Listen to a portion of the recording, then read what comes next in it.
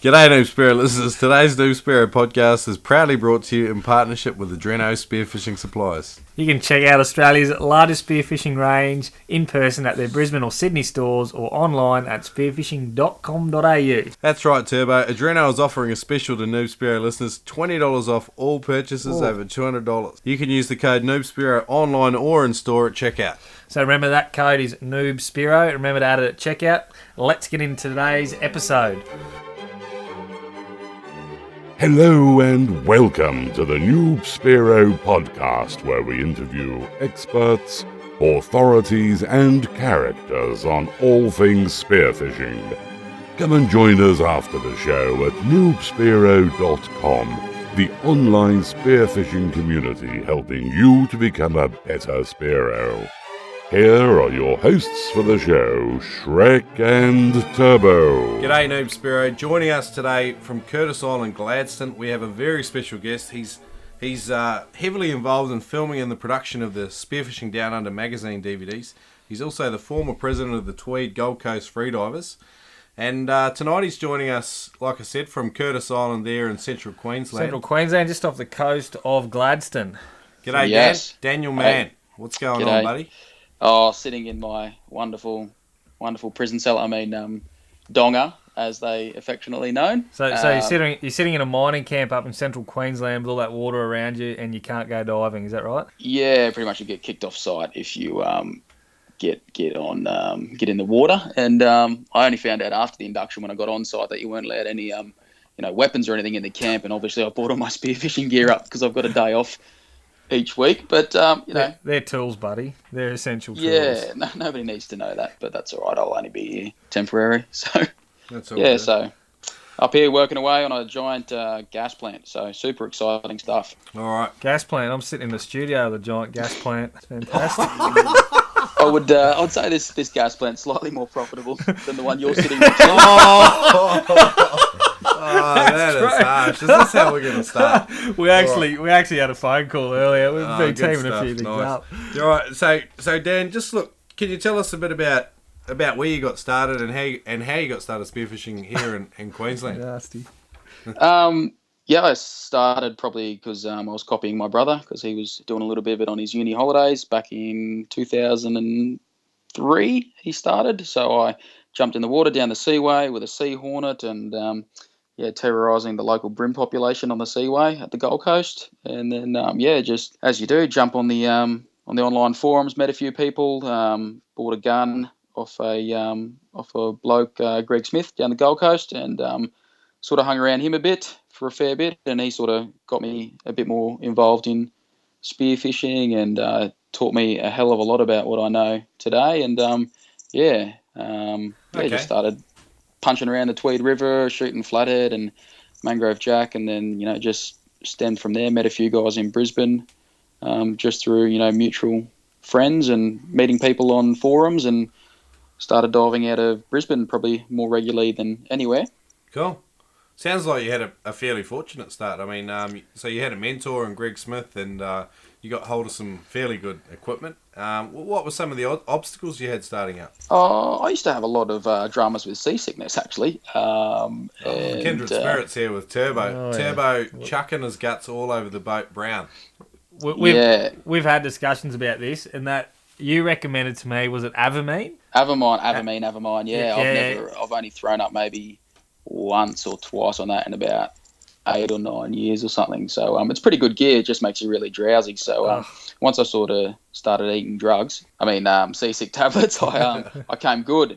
And so that was it. And then I probably had a few problems equalising at some stage in my life, and I've had I've had 2 sinus operations to get my sinuses bored out a bit. I just had really sort of small openings up to the airways in my frontal sinuses above my eyebrow. So Okay. So 2 nose jobs later, not any prettier, but I can dive all right, a bit better now. So you got that done in Thailand, didn't you, on holiday? No. I got that done in Brisbane here. But it's a bit of a painful operation. The operation's not painful, you're knocked out, but the sinus flushes for the preceding weeks and the interesting pieces of bone and cauterized flesh and congealed blood that come out of your sinuses are really interesting. Oh, wow. And that was just so you could go diving, is that right? Is that why we did it? Yeah, no other reason, to be honest. Yeah, I just thought, stuff it. Bit of self-modification. Why not? So seasickness and your frontal sinuses were two big issues. Just equalising. Yeah, that was probably the two biggest issues for me. And you counted one with drugs and the other with surgery. Yeah, so very, very, very Hollywood, I guess. But no, that's fine. Look, did you have to get a referral to a ear, nose and throat specialist to deal with your problems? The first, you basically go to a GP. Said I got all these problems with my sinuses, and I went the first ENT that I went to.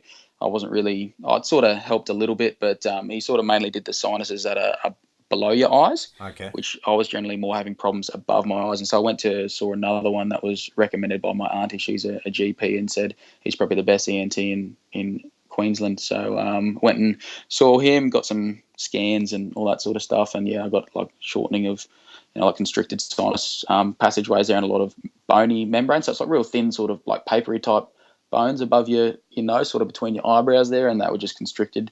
Oh, cool. And, got them bored out for a bit.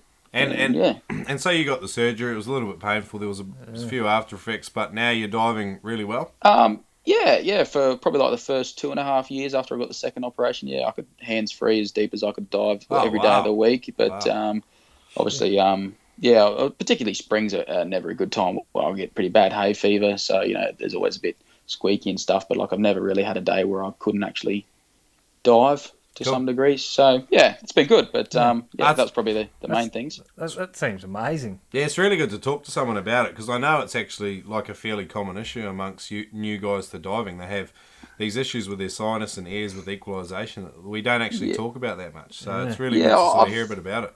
I've never really had too many problems with my ears, like, because I can do the motions to hands free equalize, so I can like pop my ears right now. But just because you can pop your ears doesn't mean that air's gonna sort of flow through your upper sinuses. So if you do the cutaway view of your body on Google, and you can see your sinuses, mainly the stuff above your nose is probably what causes you more problems. If you're getting like sore ears and that sort of stuff, I'll just say you're not equalising enough or often enough when you're diving. So and the big important thing is I always equalise on the surface before I actually dive. So like I try to inflate your sinuses, so to speak, before you leave the surface. So because if you're 3 meters down, then you're starting again. You're already stuck halfway. So that's good. I actually do that when I'm pushing a bit of depth for myself, and I'm not talking like I'm not breaking any world records here. I'm just saying when I'm sort of diving to the deepest that I'm comfortable with, I'm always equalising at the surface and making sure I've got kind of positive pressure in there before I leave the surface. So. Yeah, I think that's a really good practice. Plus, the other thing is, like, I did a state titles, I think it was 2012 or something, up the reef off 1770, and I was cruising all day, probably about 3 hours into it, and like I just blew my sinuses on the surface as I normally do, and just everything just sort of locked up and didn't move. I was like, well, this isn't good. This doesn't normally happen. And then I thought, I'm probably a bit dehydrated. I hadn't drunk anything for 3 hours.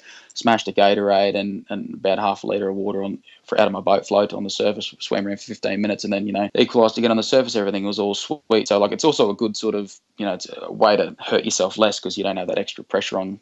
So if you equalise on the surface and go, oh crap, my ears buggered out this dive. You can sort of find that out before you're 3, 4, 5 meters down where you really got a lot of pressure on. So yeah, it's always I find it a really good practice of just doing it on the surface before you take your dive. Thanks for giving us a bit of in-depth there for that. Dan, it was a bit drawn out, but some really good sorry information. About that. No, it was really good. Really bit good. Of waffle. No, mate, good. Just to change up the pace, mate, you've shot plenty of good fish in the 10 years or so that you've been going, mate. What's the one memorable fish that stands out for you in that time? Should I say the cobia? Was that a bit piss weak, the cobia? No, the cobia was awesome, mate. Give us anything. The cobia was great, especially as a starting out story. I've got a better one of a snapper. I just finished work for the year, the Christmas break, and I think it was just howling northerly, and it was my dad's birthday actually on the 23rd of December, and I thought, stuff it, I got the day off. There's no swell, but it was howling northerly, so I thought I'm going to go to Kingscliff and go for a bit of a rock hop. And I was in the car park at about midday, suiting up, and Ray Powell was cruising around the car park. He's like, "Oh, hey Dan, how's it going?" I'm like, "Oh, hey mate, just going to go for a swim." He's like, "Yeah, it's pretty green out there.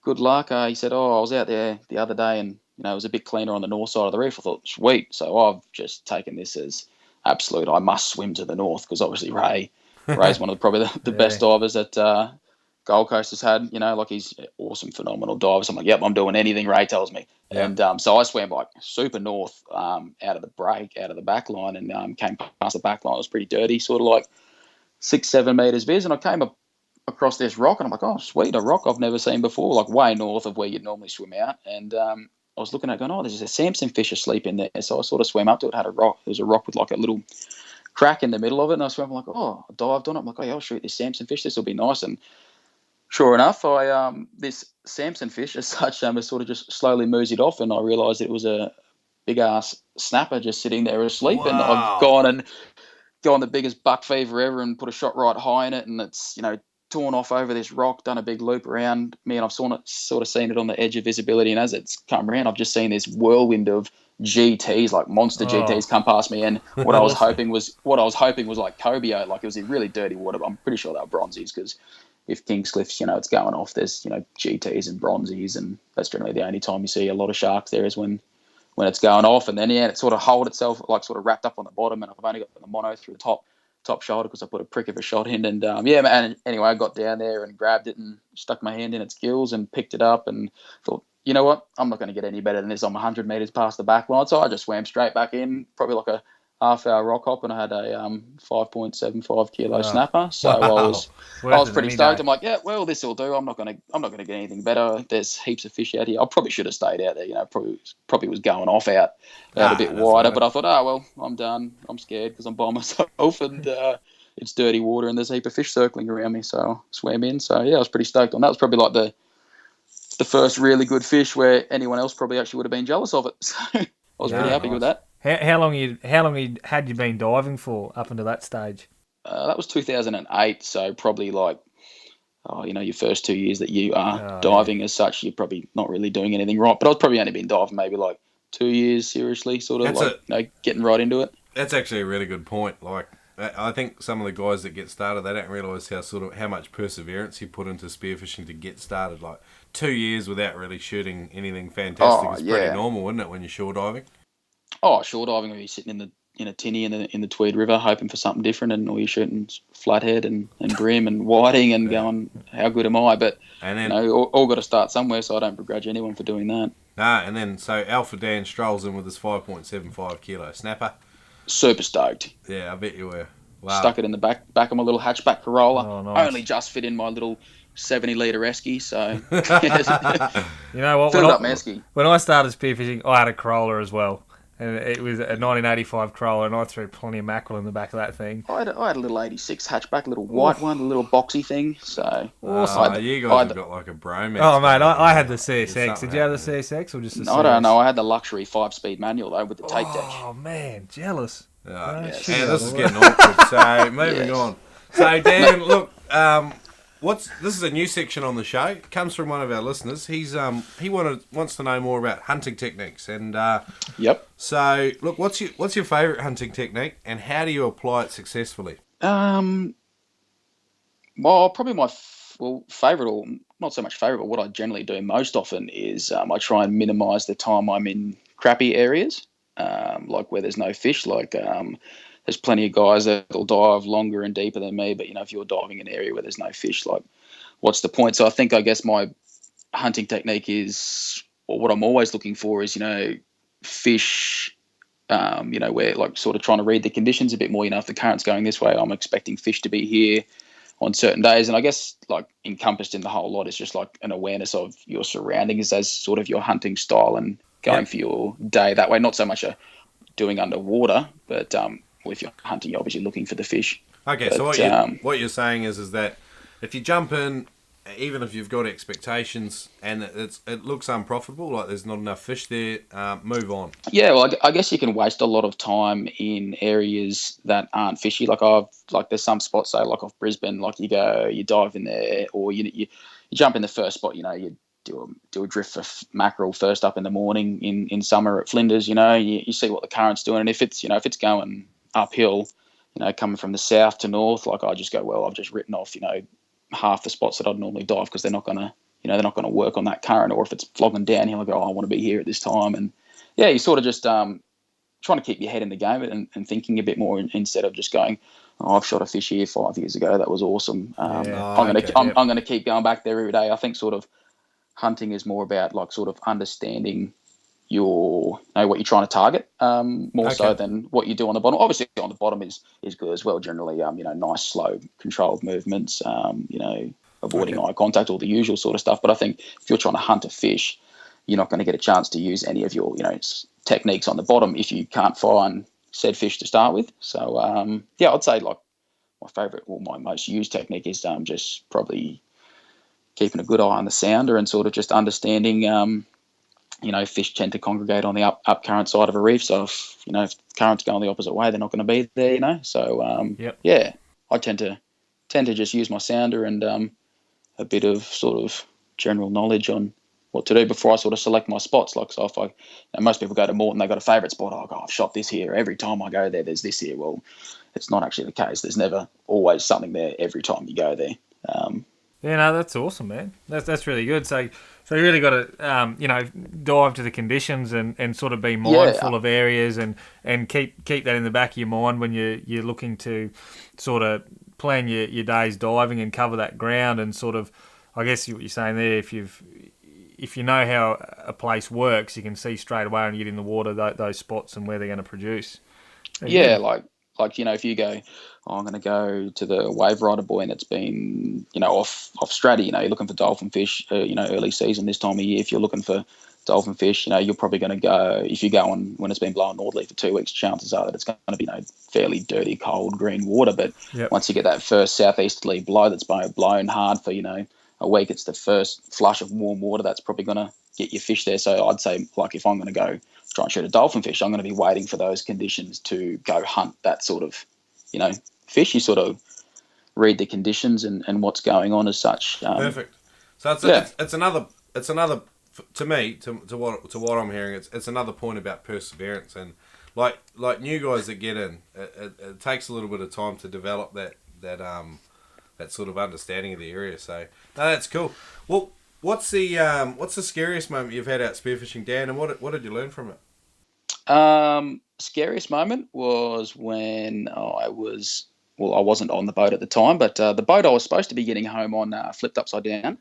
That sucked a lot. We're out off Moreton on the northeastern side of Flinders with Flinders Reef. There, it comes out of water at low tide. Wow. This was probably, I was first year apprentice because I remember calling my boss saying I'm not going to be in tomorrow.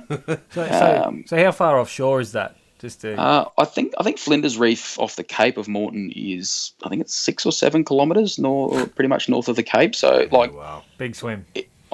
It's short enough to contemplate swimming, but long enough to go, this is a bad idea. So we went out on an Easter Monday and it probably wasn't a great idea to go out. I think it was like maybe 15 to 20, gusting to 25, southeasterly. And we thought, we'll just duck our heads out and got out on the northern side of Flinders because the southeaster was blowing. And if you get a run out tide there, anyone that's been there on a run out tide with a bit of a southeasterly blow knows that it just gets pretty gnarly on that north side. Yeah. And the guy driving the boat, I think he just turned the boat a bit sideways and ended up rolling the boat on him. It was a 17 foot Haines. So he ended up with a broken rib and a cracked vertebrae. And so my mate Steve, the boat owner, he managed to get the anchor out while the boat was upside down and grab the EPIRB out. And so we're just sitting clinging to this upside down 17, anchored there, clinging to an EPIRB, hoping that it worked, and let off a few flares.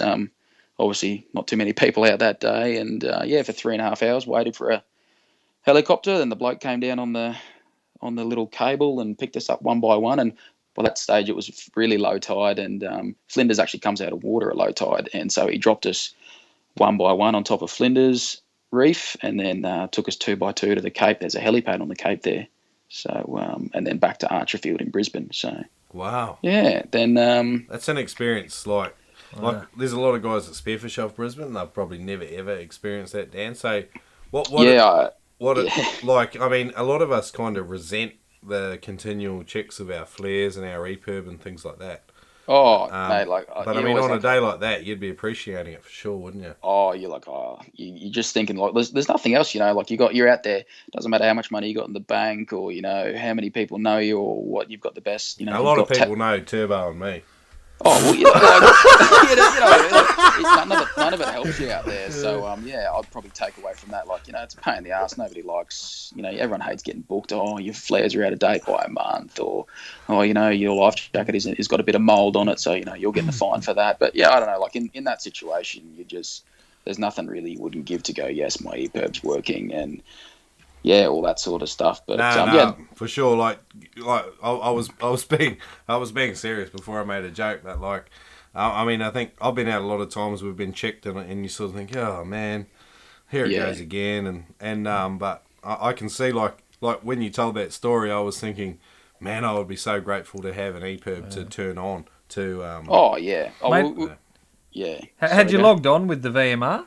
Oh, I'd never really bothered logging on. It's nothing anything we'd really done, but we saw the footage later that night on the news, and because our families recorded it, and apparently the VMR boats, the rescue boat, stuck its nose out past the Cape, said stuff this, and turned around, let the helicopter pick us up. But 5 days later, he got the boat back anyway. He went back with some scuba gear, and actually Tony Hugh and Simon Baldwin, thanks guys, next day went out and found the boat because we tied our floats to it.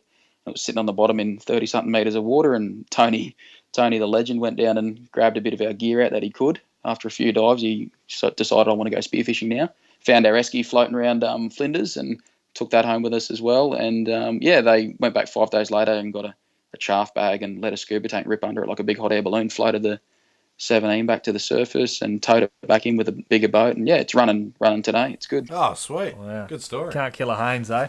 No, the yellow submarine, literally.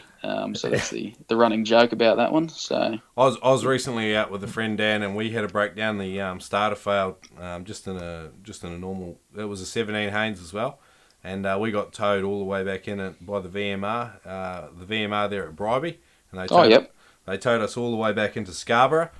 This is all off Brisbane for our audience, and it was a good hour tow at 20 knots. Wow.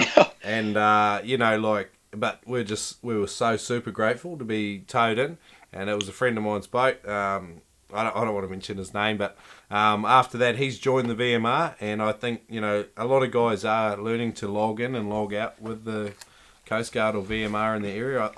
I do believe in it. I know a lot of guys don't, but I guess it's just one of those things. You think, it's flat as it's blowing 5 to 10 knots. What's going to happen? Who cares, sort of thing. Do I really need? Do I really need this radio? There's heaps of boats out here, but I tell you what, in the situation, it's you definitely wish you had everything going. But it didn't cost us anything actually. The helicopter flight back to Archerfield, and we went and took in some fish and some crays a couple of weeks later, or probably a couple of months later when we got the boat back running. But nice. So good stuff. Good story. Good. All's well that ends well, I guess. So, look, change pace again. What's the funniest thing you've seen out spearfishing, Dan? I've seen lots of funny things. Probably a good one was we had a club comp down at Tweed, and Gary Rayner had Ray Powell in the boat, and he was backing his boat down. Ray was driving, and Ray didn't trim the engine up, and Gary's just done the old, take the chain off a metre away from the ramp, back the boat down, hook the anchor on, and boom, he's just got no skeg left. And I've got this brilliant photo of him. He's got his hand on the skeg, and he's just got this look on his face, just going, how did this happen? But that was funny. But there's heaps of funny stuff around there. Like any time, I've dived with Tony Hugh a lot, and he's a funny man. Yeah. Okay. Maybe not put that in there because people might get offended about me saying something about Tony. Funny, yeah. That's cool. Our last guest actually mentioned Tony Hugh. Richard Pillins originally came from South Africa, and he was shore diving one day, Sunshine Coast. Up at Coolum, yeah. Tony was telling me the story. Yeah, and he's seen Richard walking in and gone up to him, and Tony Hugh's a local here in Queensland now. He's a South African guy who makes edge spear guns, but at the time he was the dealer for Rob Allen. And he's sort of taken Richard under his wing, I think, and sort of taken him out for a few dives out off Moreton, and that's how he's got started. So it's pretty funny his name's come up twice in a row with 2 interviews. So I spent a lot of time with Tony.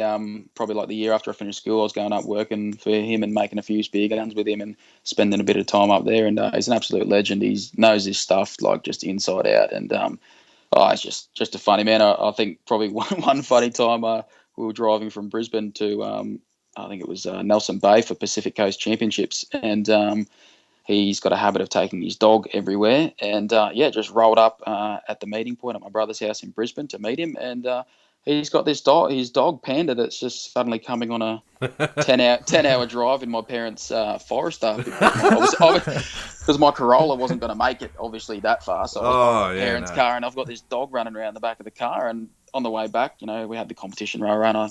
Tony didn't do a lot of driving. Well, not that he didn't do a lot of driving. I just got frustrated at Tony doing 90 and 110. So I got stuff that I'm driving. On the way back, I let him drive, and I woke up and I was just on a beach somewhere, and he's not in the car. I'm sitting in this car. I'm like, where the hell is Tony? He's gone and taken his dog for a walk on the beach at Whoopi or something, or Goolga somewhere at Coffs Harbour. And I'm just like, where the hell is he? I was like, damn it, we're just losing time here. I just want to get home, but. He's quite the character, Tony. Heart of gold. He's probably one of the nicest blokes I've met, and still chat to Tony even now. So I'm surprised he still talks to me actually after me growing up with him a little bit. So top bloke. All good, mate. It's time for Pirate Pete's Veterans Vault. Pirate Pete, where are you, buddy? Arr! It's time to open the Veterans Vault. Thanks, Barnacle Bob. Today's Veterans Vault is proudly brought to you in partnership with Adreno Spearfishing Supplies. Yeah, Adreno have put together a special for new Spearo Podcast listeners. You can save $20 on all purchases over $200. Bargain. Just use the code NoobSpearo at checkout. You can use that online or in store. That's right, and they've got $15 flat rate shipping Australia-wide and a 90-day hassle-free returns policy. Just tell them Tight Ass Turbo sent you and they'll sort you out. Righto, back to the show, buddy.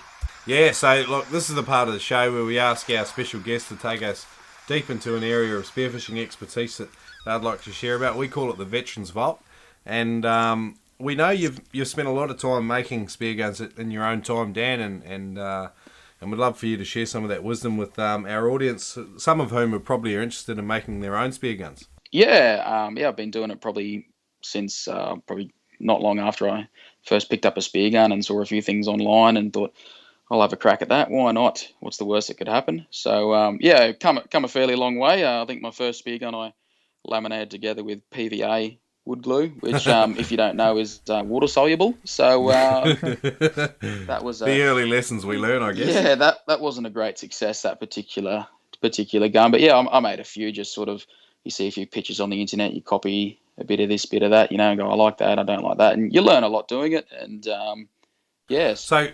Like, if we could just, start off with a broad picture, because, look, for me, I'm not a technical guy. Yep. Like, if you had to sort of lay it out, like, basics, like, maybe in 5 steps, how would you explain building a homemade spear gun? Well, typically 90% of guns that people build are generally made out of timber, so that involves just a stock, like your barrel as such.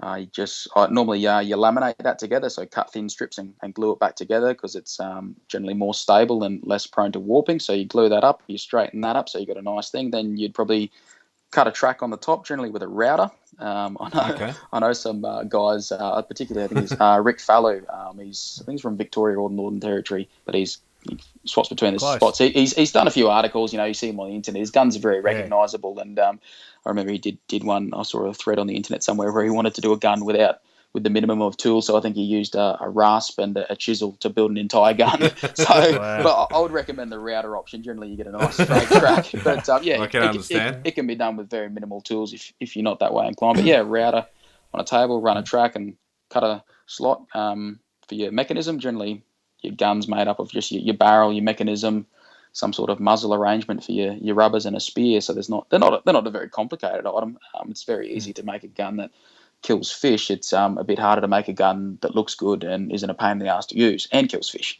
So, those timber guns, mate, when you're gluing those laminates together, what sort of glues are you using? I normally use a 2-part epoxy. I've been using West Systems brand for a long time. There's heaps of epoxies out there on the market now, just something waterproof. Well, they're mostly waterproof, but yeah, it's pretty easy to mix up. You can use 24-hour arrow diet if you want. Greg got me onto that when I first started making a few guns. He was giving me a lot of tips on them, and because I didn't want to, because I don't know what I was probably in year 12 or something, didn't have much money at all working at Mcdonald, so I just buy the 24-hour arrow diet in little packets, and that glues up guns fine if you want. So and what about the finish on the stock? How would you recommend sealing a gun? I'm a big fan of for timber guns is actually properly sealing it, like I would say with some sort of 2-part polyurethane. You can use a marine varnish, or I generally use an epoxy finish. But I'm not a big fan of oiling guns. A lot of people argue for and against, but in my experience and opinion, that oils, obviously they absorb into the timber, so they can dissipate out of the timber over time. You see someone who's got a rife gun that hasn't had any love in a couple of years. It's generally looks like a piece of driftwood. And at the end of the day, it was a real thing. Tim, I dive with him a lot. He uses a rife Euro, and his was he was complaining about his being really heavy at the end of the day. Because when it's at the start of the day, it's nice and buoyant, it hasn't soaked in any water. And at the end of the day, it's just like a brick underwater because it's absorbed all this water. So then I stripped it all back and put an epoxy finish on it, and he reckons it's just the best thing ever. So I'm not a big fan of oiled guns. Just doesn't seem to really seal it that well, or the upkeep on it is a lot. It's very, very easy to apply if you're making a gun in a rush just to kill something. Yeah, go nuts. And Tim McDonald, he's a bit of a local legend. I mean, he dives from dawn till dusk, apparently. So I can imagine him putting gear through its paces. So when I got his rife Euro, I think he was overseas. I don't know what he was doing. He had a week off doing something. But anyway, I said, I'll do it in a week. And I got his gun, and because his sheds, the shed where he sticks all his stuff is generally out of the sun. There was actually green mold on the inside of the mechanism pocket where it's actually moss had formed because his gear never actually dries because he dives that often. In the States, they have a name for guys like that. They call them moss backs. Because they spend that much time in the water that moss starts growing on their back. And it sounds like moss had started growing in Tim's gun, I ended up doing it. I had to let it dry out for a couple of days and first stick it in the sun and hope it didn't warp at that time. And it worked out really good. And what about, mate, if we talk trigger mechs, what would you recommend, or what are you using as a good, reliable trigger mechanism? There's a lot on the market at the moment. I think when I started making guns, it was pretty much you either got an undersea mechanism, a rife mechanism, or you could hopefully get into contact with Peter Kesby and get one of his mechanisms. But now there's Neptonics. They make a bunch of different mechanisms. They're an American company. There's a distributor here in Australia. The lady that does that, she's a really nice lady, great customer service.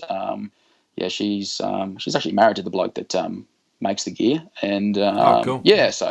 Mixing work with pleasure there, but she's. There's a lot of stuff like that in spearfishing. So but they make heaps of stuff. Yeah, they got. What mix do you use, Dan? I use mechanisms from a guy named Petros, a Greek fellow. He's from somewhere in Greece. Somewhere in Greece. There's a lot of places in Greece. I forgot where it is, but he makes a brand called Mindros or Meandros, however you want to pronounce it. And Greek brand. He makes a lot of cool, nice, low profile, really smooth reverse trigger mechanisms. And I've been using those for about 2.5 years since I found him online. And he's obviously you'd be using US dollars, because if you use Greek dollars, you'd have to give them a couple of million or something. Yeah, I haven't bought anything since Greece sort of died financially, so to speak. Yeah, the euro. I've used euros, but I'm sort of a little hesitant to buy some stuff from there at the moment. Yeah, I understand what you're where can I get some of them Greek dollars? Look, pre-euro, there was Greek dollars. What's that? It was a while ago, so look, let's display Shrek's international ignorance here. Yeah, he's made it. What about shafts and tracks? If you're going to use a solid system. If you have a timber gun, generally you just cut a track into it with a round nose router bit. So you don't really need to buy a track as such. But generally you can get 5/16 inch round nose router bits. They're 7.9 mil, and they work pretty good. Just to run a track in. You don't have to have it too deep.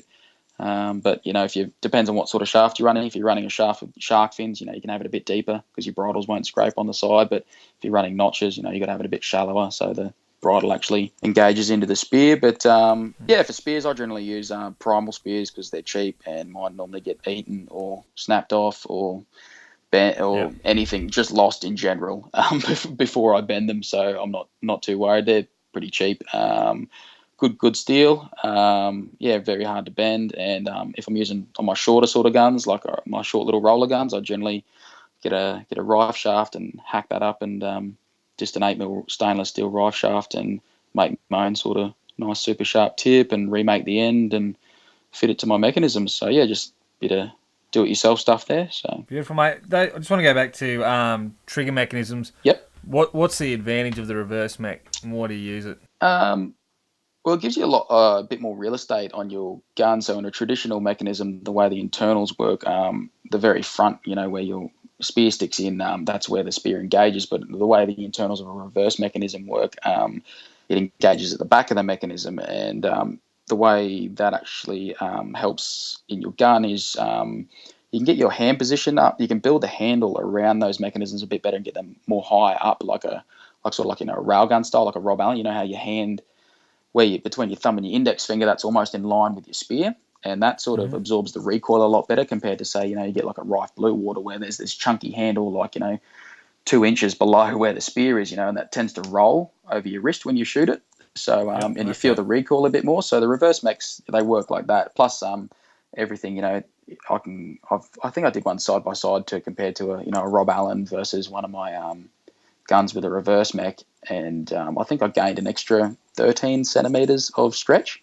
So your bands are stretching an extra 13 centimeters. So you sort of just taking advantage of all the real estate on your gun, sort of giving you a bit more power. So the gun can be shorter for the same power, which means it's going to be more maneuverable in the water and all that kind of stuff. Obviously, you generally your range is determined by the length of your line, which is generally determined by how many wraps you've got, or if you're only running a single wrap, the length of your gun. But it's just like when I've mainly sort of got into those when I was sort of designing a gun for barramundi in a certain area that's generally not really better than 2 meters vis, and Tim and I were discussing how to get a small gun that packs a heck of a lot of punch. Sometimes you're trying to shoot a fish that's 20 kilos with giant thick scales on it, and you really want to go through it at close range, and you can't use a really long gun that's got a lot of power. So we were using guns around 80 centimeters. I had a little mid-handled roller that was really hit and miss because I couldn't aim a mid-handle very well. So I ended up with a rear handle and put the notch on the spear really far back onto the spear, as far back as it would go, with a reverse mech. And it's shot heaps of fish. I actually just sold it to a mate because I built a replacement gun. But it's shot probably 50 barra between me and a couple mates. So it's definitely worked well. So you've built a lot of guns, Dan. How many guns do you think you've built there at home? Oh, the last time I added it up, I think a couple of years ago, I think I built over maybe like 100 or so. But I could. That's unbelievable. But you've got a pretty flash workshop though, don't you? I've moved out of that house, but the last workshop I've had for the last 2 years is just I think it's a 4x4 shed with a workbench outside. I built a couple extravagant, completely synthetic carbon fibre and foam type spear guns out of there that I'm using at the moment. So that's awesome. I wanted to talk to you about that. So why don't you run us through how the process for your new carbon guns that you're producing, because we've seen them and they're pretty flash. Well, basically, like with timber gun, you're relying on the strength of the timber for your strength of your gun. So with a composite gun, some people have used it. I've done it before. You use a timber core and put carbon over the outside, and it looks good, but you're still relying on the timber. So I'm a glutton for punishment and self pain. So I decided to go the full synthetic route with a foam core, which has next to nothing in strength, sort of like it's like a surfboard without fiberglass on it. It's pretty easy to snap this foam on the inside. So I shape my core, and then I use a shell on the outside of basically carbon fiber, a lot of layers of that in different directions to provide the strength on the outside, sort of like the eggshell principle, and vacuum that down with a vacuum bag infused with resin, and that's the very short version of it, and make it look like a spear gun, and go from there. So they've been a bit of fun, bit of challenge, and provided some advantages over the timber guns for me personally.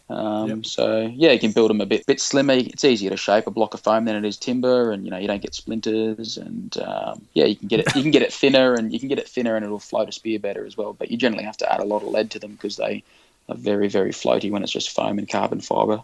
So. Yeah, right. And the and you run 2 guns at the moment, don't you? I think. I've sold everything else because I'm moving overseas. I've got a little short 80 centimetre roller that I use for dirty water, barramundi, black dew, or down here in Brisbane, sort of jewfish or anything dirty really, or where you like a lot of surge. Maybe it can be clean, but headland diving or anything like that where you're likely to run into something, or even just for fun, if you get bored of shooting mackerel, go out and try and get really close with a little 80 centimetre gun and knock them over with that. It's always fun. So you've got that gun, and you brought in another one to show us. It was is it a 1.4 standard? Oh no, it's pretty much a 1.2. So basically from where the bands are on the front to where the notches are on the spears, 1.2 meters. So not a real long one, but not a real short one. Just a good all round. I just run that with 7.5 mil spear and 2 16mm rubbers, and I generally try and kill most things with that. Yeah, awesome, mate. Yeah, that's an awesome that's an awesome veterans vault, dude. Got heaps out of that. And now we're going to move on to our next segment, and I think it's time for Pedro. Where is he? Pedro, fast 5 facts for Noob. See, it's time for Noob Spearo's Fast 5 Facts. So if you were starting out again, Dan, all over again, what 5 pieces of advice would you like to have had?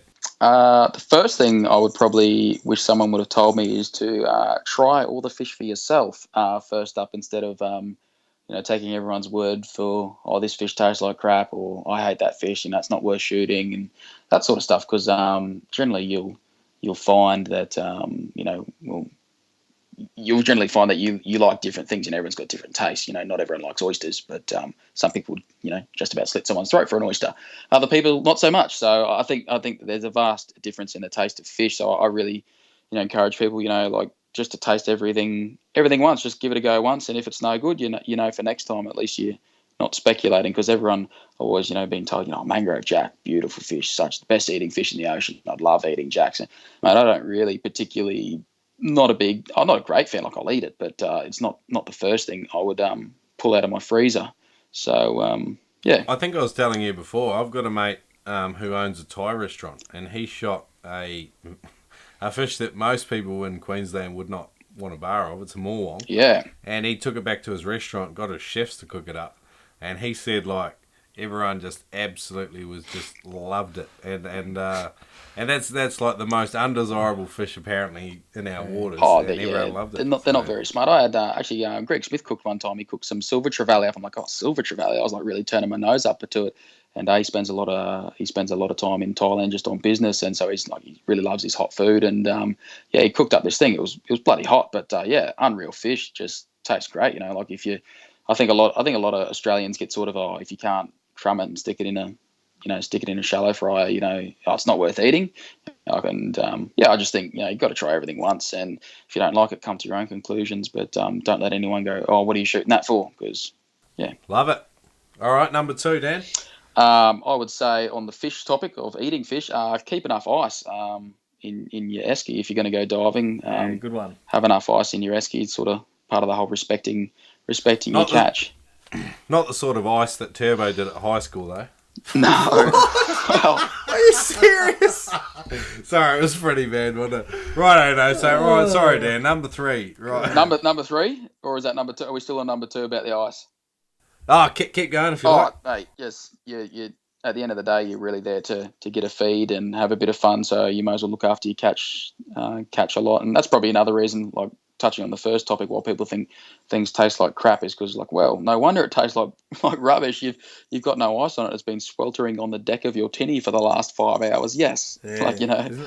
There's nothing like a 20+ kilo mackerel sitting on the deck for a few hours that hasn't been gutted or bled. Yeah, exactly right. Yeah. Bleed your fish as well. You don't bleed your fish, gut parrots. That's probably the two things I would say on the ice thing. Number 3, I wish someone would would have told me not to compare myself to others so much. Obviously, everyone's at different stages of diving. I think you got to sort of be real with yourself.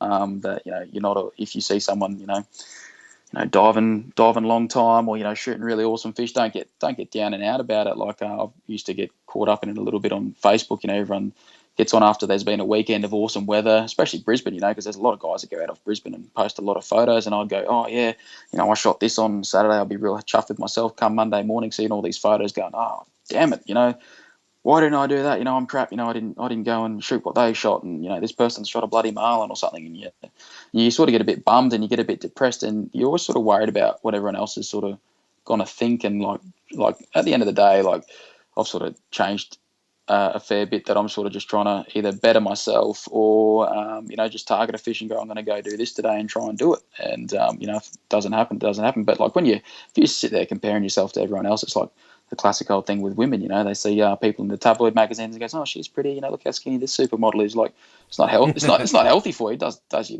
you no good. Like it's. But in the same token, it's great to see. What can be done as well. So I don't want to take away from anyone that actually, really shoots a lot of. Depth is another competitive point too, isn't it? Oh, look, a lot of people get hung up on depth, or ask you how deep did you shoot that and that sort of stuff. But to be honest, that snapper I shot on a shore dive, 6 meters of water. I shot a snapper earlier in the year that was a PB 6.5 kilos. It was like 10 meters at best. All Shrek's mowies come from sort of 6 meters of water. Hey, I really like your point 3, Dan. I think this is a big problem for guys starting out, and we've had some guys talk about it previously, comparing themselves to the photos they see on Facebook, and I think you're spot on. Like the good fish, like some days they come, some days they don't. Yeah. But I've been out with on the same boatload of guys with 4 other guys. And one day I will be the worst diver on the boat, and I will shoot the best fish. And on another day I'll be the best diver on the same boat with the same guys, and I'll shoot nothing. And Jeez, you're a wise old sage, aren't you? Yes. Well, I just think like it doesn't even matter. Like sometimes it's just Johnny on the spot, and comparison's just it's a poor way to judge yourself as a Spearo. It's not really necessarily accurate either. Like I got a mate I grew up with, known him since day dot, and he's always been hounding me to take him out diving, and he's finally got away another couple of years ago, and we went off Tweed and outside of Tweed Heads, and he got crook with him like 10 minutes, and I'm like, oh mate, this sucks. And I said, oh well, let's run up to Palm Beach. You'll feel better if we run up, do a 10, 15k run up the coast in the boat. And he was feeling good and sort of generally nice and flat at Palmy, and anchored the boat up. And I'm like, yeah, I'm going to go swim off and shoot mackerel and show my mate how much of a legend I am and shoot a mackerel. And then I hear him screaming out, Dan, I've shot something. And like this bloke's been spearing never in his life. And probably shouldn't have swam off, but I gave him a float. I swam off, 50 metres, and I hear him go, oh, Dan, I've shot something. I'm like, oh, here we go. What's he shot? And then I swim over there. Lo and behold, this bastard he goes, oh, they just came up to me on the surface and I shot one. He'd sconned this like 12-kilo cobia. And that was the only fish we put in the boat all day. And he's sitting there on the surface holding onto the handle of the gun, getting dragged under by this cobia. I've gone down and second shot it for him. But like, I said, mate, why didn't you let go of your gun? He goes, oh, I didn't know what would happen. He's got, got a 20-metre rig on him with a float on him. I'm just like, yeah, right, that's a good bit of humble pie. There you go. The bloke's never been in the water before. I'm thinking about, oh, yeah, how good am I? Yeah, I'm talking it up to him. Yeah, I go spearfishing all the time. I'm a legend. And then he goes and just does that. And, if you compare yourself to that. Oh, that's awesome. Yeah, so, yeah, just don't take yourself so seriously. Just remember. Is that number 4? Remember, you're out there for fun. Is that number 4? What did we do for 1? So I'll go back. So number 1 was try all the fish for yourself. Be a good cook. Yes. That's what I've put anyway. Number 2 was keep enough ice on board and actually use it. Don't just throw your fish on the deck. Number 3 was not to compare yourself with others. So as number 4, don't take yourself too seriously. Yeah, don't take yourself too seriously. Yeah, just have fun. Like at the end of the day, remember you're out there to have fun. If you get too caught up on I got to shoot this or I'm not good, you sort of takes the joy right out of it. Like I've had a few days like that where I've seen someone, shoot a good fish and then you get real antsy and you're like real stressed about, I'm not going to get a fish. And, you just go, oh, mate, the end of the day, today's my day or it's not my day, or what can I learn from this person because they've obviously shot something that I haven't, like sort of, I think you sort of got to, That's what I love about diving with Turbo, Dan. Like, the bloke, he dives maybe 15 feet on a good day. And, 15 of the best. The only fish he seems to shoot are the dumbest fish. But, like, there seems to be a lot of dumb fish around when Turbo's in the water. So not every fish is intelligent. Like that snapper was asleep that I shot on that shore dive. Was virtually asleep, and no one's gonna take that away from me. I don't care if it was asleep. Oh, totally, man. And if I'm shooting all those dumb fish and Shrek can't, what's that say about him? I'm worse. I gut shot dumb fish. Well, you don't eat the guts anyway, so that's all right. That's true. That's what I tell the boys. I say, look, you guys had to use your knife. Yes. I use my gun. Look. Do you gut every fish you shoot?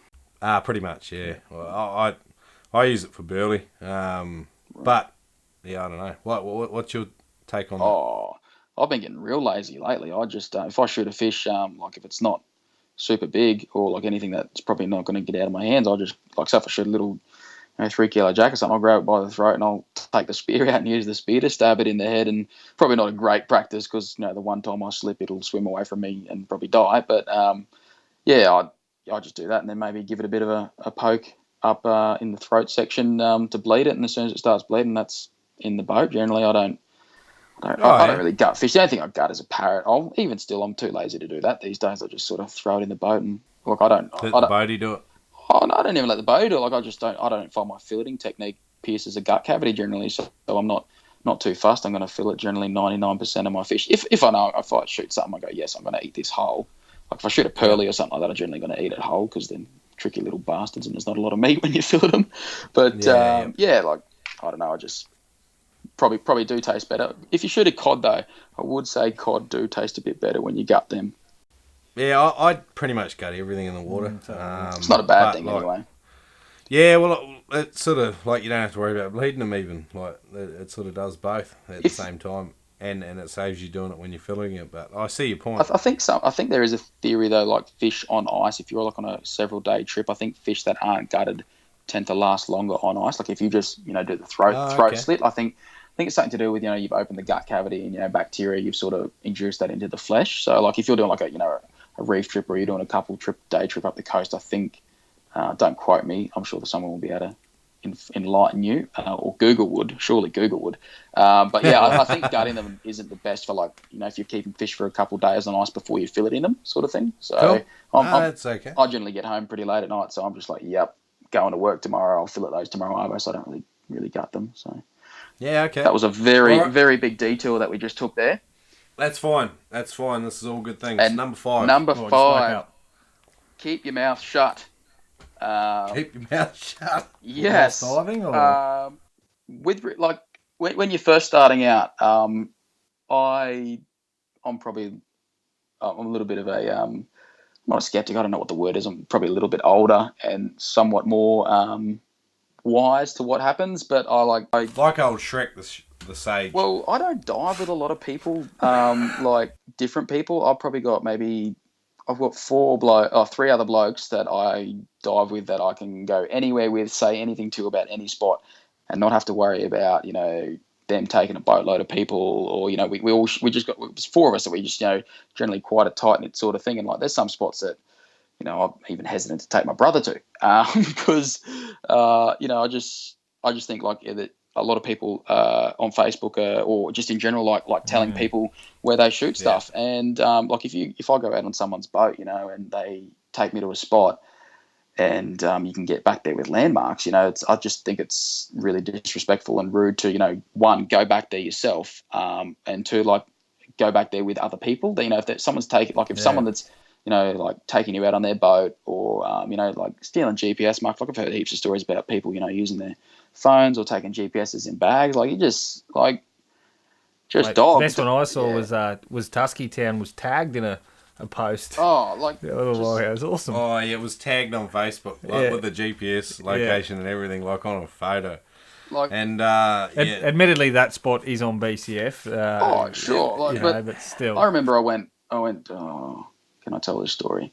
I don't know him anymore, but yeah, a couple of years ago I went down Tweed Comp and really wanted to win for the year, and I needed to do well in this comp, and my boat was rooted at the time and I couldn't get a boat ride, and so some bloke that was just in the club decided, yeah, we'll take his boat. So I went to his place, picked up his boat, this big giant tinny thing, and we went. I thought, stuff it, I'm going to dive all coastal stuff. It was the middle of winter, so I dived all the headlands and Kingscliff, just landmark type stuff. And the one spot I did go to with my handheld GPS, I got back in the boat, and when he jumped in there was a spot on his GPS that said Dan's spot. And I was just like, thanks, mate. I have not talked to him since. I'm just like, mate, I just got no. Generally, if you're going out with a bloke that knows what he's doing, they got no time for people that are, taking marks or going back to spots, like going back there with a boatload of divers. You go to all that effort. You find a spot yourself, you find what works. You take someone there, they shoot fish there, and then they go, oh, I'm just gonna take 10 blokes back there. Oh, they won't take anyone there, and then it's just boom.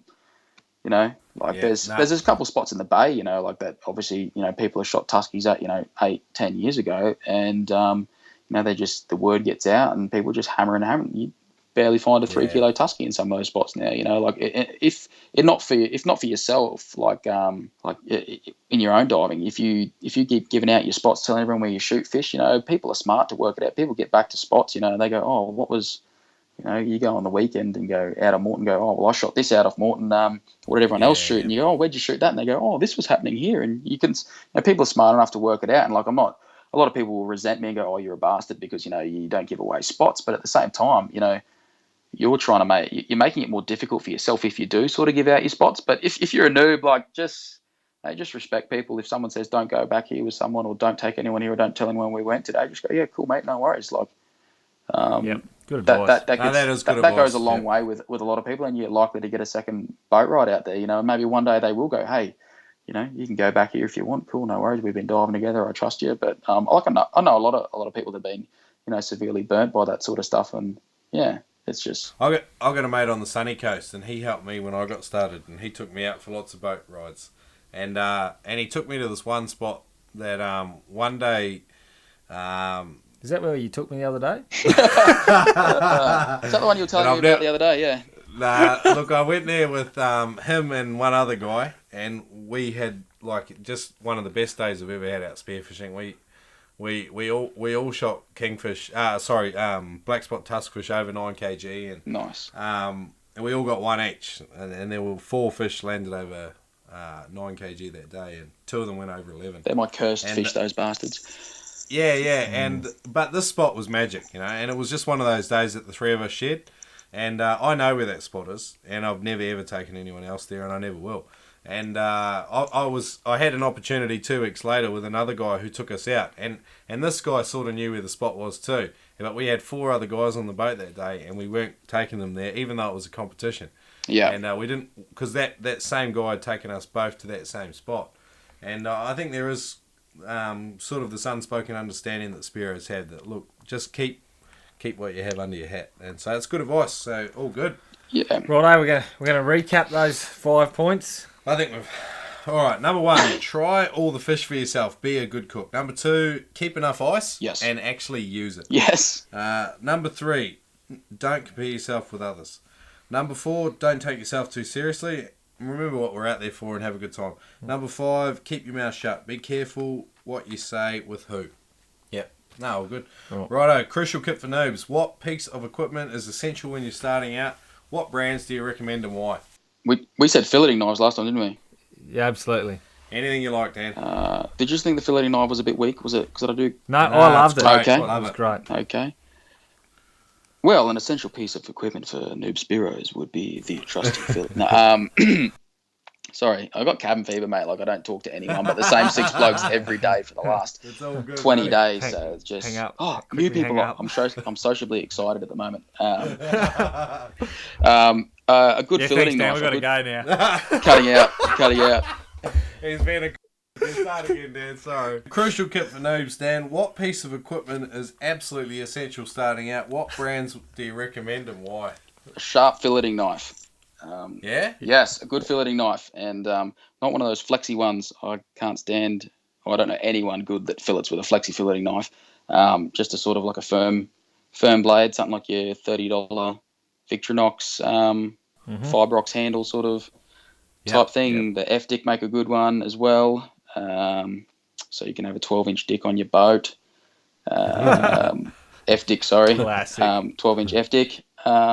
Just a nice, good, generally just a butcher's type boning knife. You can get it from King of Knives or online or something like that. But yeah, a good filleting knife, and learn how to use it, because that's what you're there for, is looking after your catch. I think it's very important, to eat what you kill. And have you got any shortcuts, like advice for guys that are just starting to fillet their own fish? I just fillet lots of fish.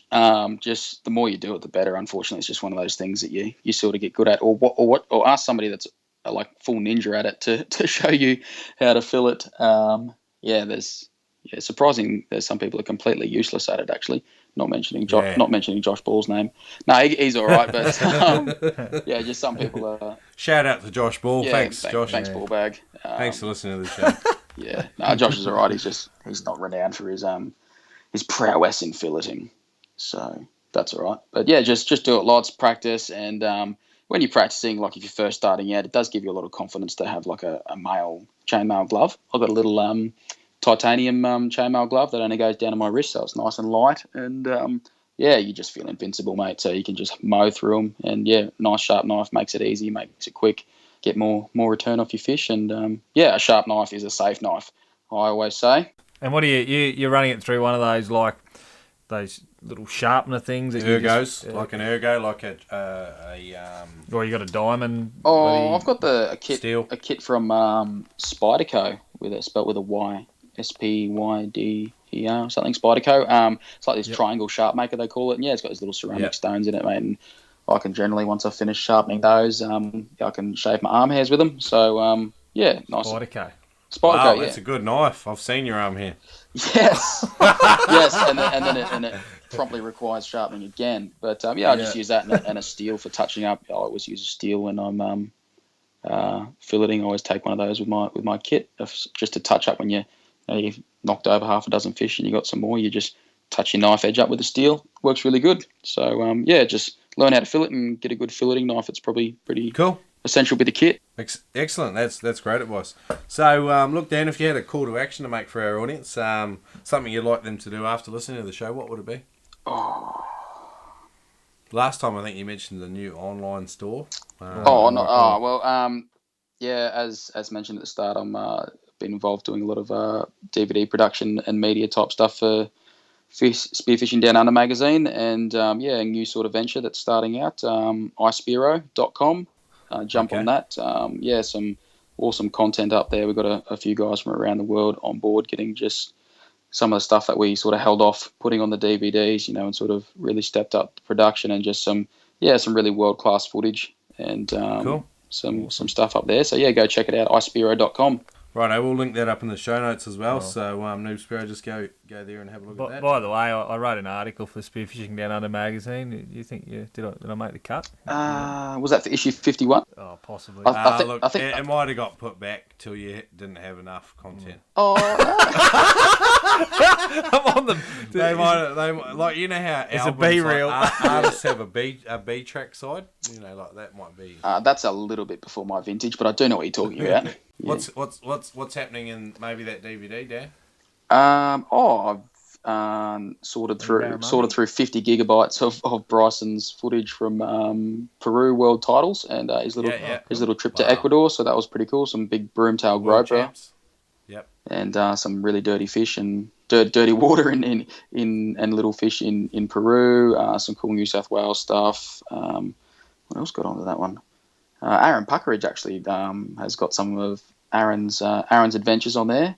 He's another. Cool. Yeah, you never know where that bloke's diving. That bloke doesn't say a thing. Yeah. He's obviously listened to Dan's podcast and keeps his mouth shut. But no, you'd never know where that bloke dives, ever. You never know where he is at any stage. But Aaron Puckeridge, he's got the current junior world record for green jobfish, I believe. Oh no, it's full open world record, mate. It is it. It is it. Yeah, it's like. Wow. It's just a beast, that thing. Like, I've seen a few, like, sort of 12, 13 kilo jobbies get shot, and you just look at those and they are incredible. And then you whack another 4 kilos on that. The thing was just an absolute beast. But, wow.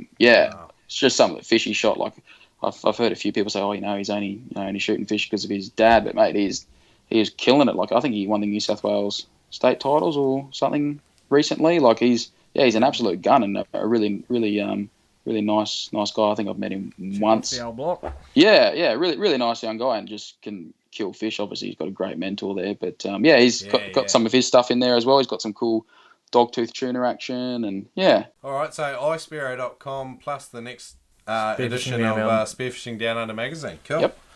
All right, so parting piece of guidance for our audience. Is there sort of like a bit of advice you'd love to offer some of the guys starting out, or anything to our audience in general, Dan? Be good to your mum. Love it. Thanks for talking to us, Dan the man. Not a problem. Thanks for having me. We did it better this time, obviously. Second take. Yeah. Good on you. Cheers, Thanks, mate. Dan. Down the line. Thanks for listening today, Noob Spearo. If you'd like to find out any more information from today's guest, then head over to noobspearo.com. We really appreciate you guys as listeners. Without you, we couldn't do the show.